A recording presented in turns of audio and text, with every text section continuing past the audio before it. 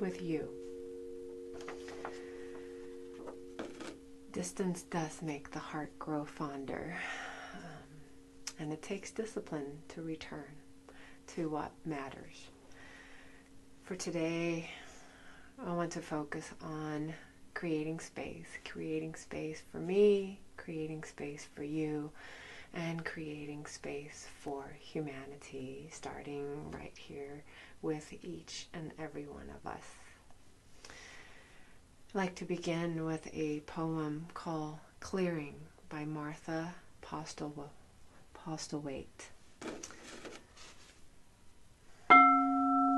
Do not try to save the whole world or do anything grandiose.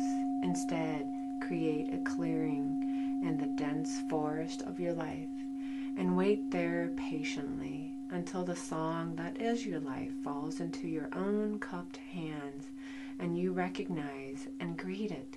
Only then will you know how to give yourself to this world so worthy of rescue.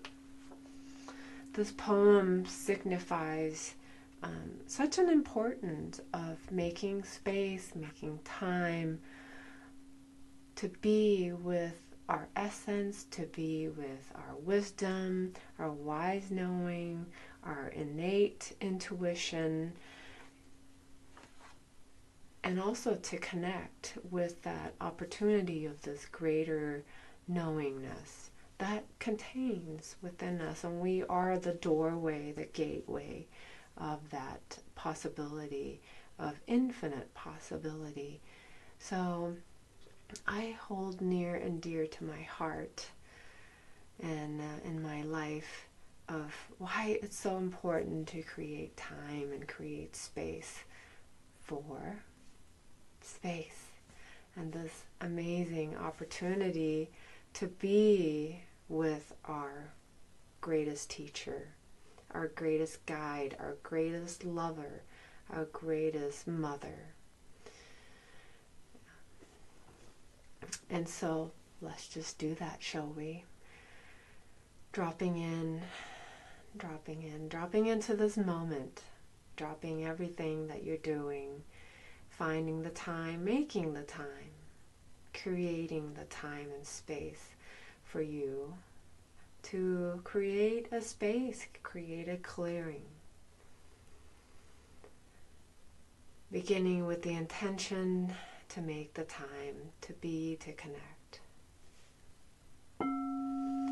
Finding space for you to be just for a few minutes. Sunday mornings are a great day for connections with yourself.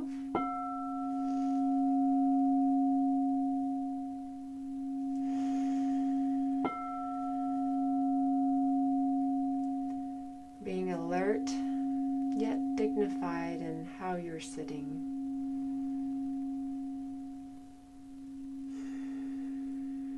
Setting the tone of this time.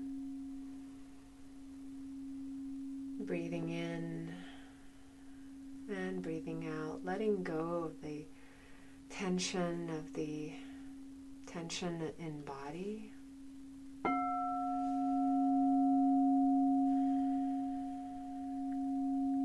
Tension in mental busyness.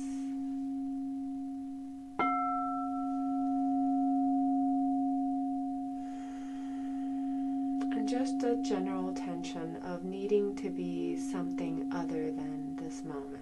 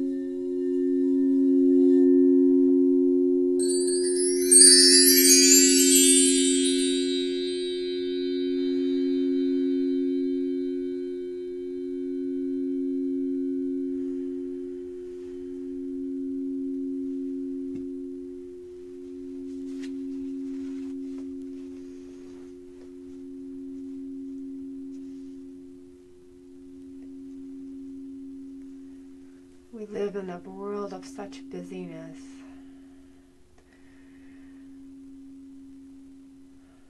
This busyness of needing to be somebody else, needing to do something else. We rarely allow permission or take permission or even ask for permission from ourselves to just be with ourselves. And there's an undercurrent of an energy of I'm not good enough that is underneath, possibly. And Pema Children says it so well in one of her books. The problem is that the desire to change yourself is fundamentally a form of aggression toward yourself. That doesn't mean that we ought to condone wrongdoing, abandon plans and goals, or resign ourselves to being stuck in our old stories. It means that we should do our best to hold our imperfections with kindness. We can bring self-acceptance forward, befriend ourselves, and get curious about the twists in our innate qualities rather than trying to beat them into submission. Holding our imperfections with kindness. Holding imperfections with kindness. Holding imperfection with kindness. If there is an imperfection that rises to your mind right now of your own, whether it be judging, being the perfect mom or the best spouse or the best mother, the best sister, being the best friend.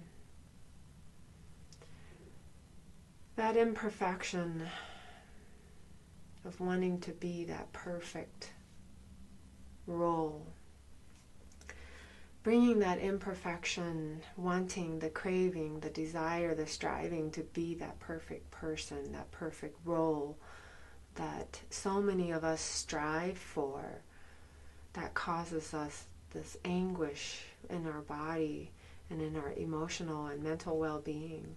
Let's hold that imperfections of who we are in this life, in this humanity, in our world. Let's hold it with gentle kindness.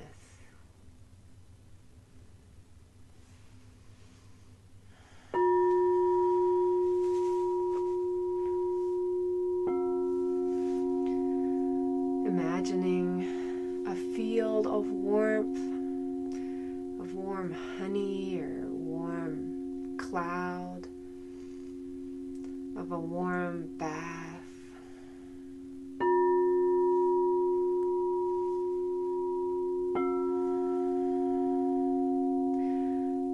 A space that's giving, that's flexible and fluid.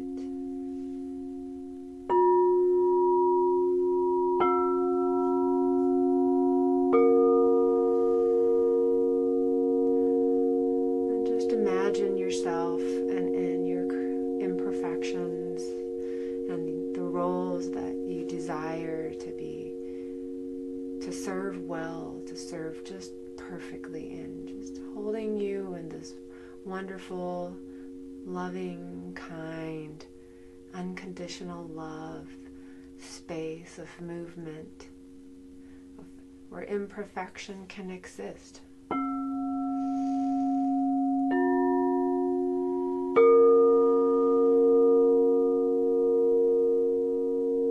And accepting ourselves just as we are, with our imperfections in this space. And within this warm, loving, kind bath that is accepting of all imperfections, We're inside this box. And if you were to continue to step outward, seeing this box and there's a ribbon on it. There's a ribbon on it.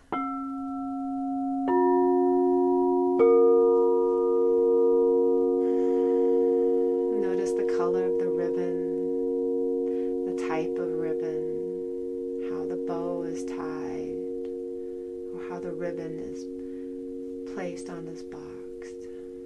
And make it as you think would be pleasing for you. Because you are a gift. You are the gift to humanity.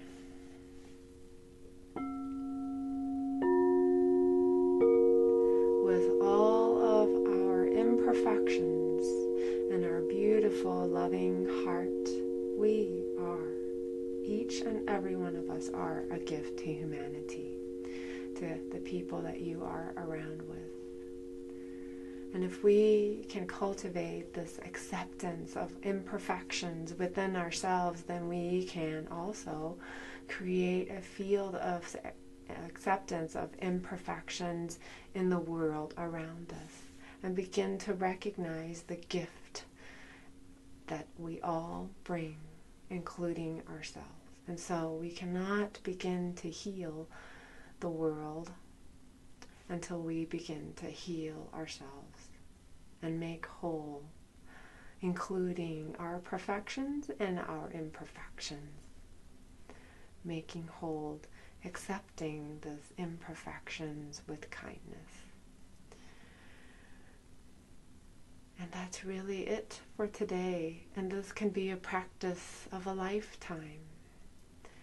And so I invite you to practice this week as many times as you possibly can. Practicing, holding, being with the gift of your imperfections and your perfections in this present that is you. Thank you so much for joining me, and I do want to share the passage I read about Pema children is contained in the book The 5 Invitations by Frank Austin Sensky. And this is a book actually about Zen hospice. And there's nothing more that reminds us of the preciousness of life than death, which unfortunately and fortunately, an appointment we all have at one point in our life. And it really brings alive the gift of each and every one of us and the present moment. With that, I wish you and your world and our world peace, happiness, and joy. Thank you for being here and taking the time. Namaste.